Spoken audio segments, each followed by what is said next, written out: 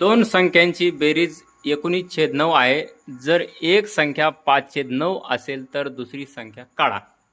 तर या प्रश्नाचं उत्तर आपल्याला समर्थ मैंद हा सांगणार आहे. बघूया आपण कसं सोडवतो तो. आता दोन संख्यांची बेरीज 19/9 आहे. जर एक संख्या 5/9 असेल तर दुसरी संख्या काढा. एक संख्या दिली आता 5/9 आणि दुसरी आता इथं काय बेरीज दिली तर बेरीजचं प्लसचं चिन्ह.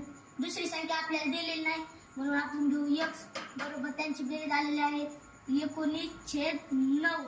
आता इथं ह्यांची बेरीज x दिली नाही म्हणून इथं प्लसचं चिन्ह आहे. आता हे काय आता इथं हे 5/9 आता इथं वजाबाकी जाणार. मग आपण बघू x बरोबर 19/9 तर वजा 5/9.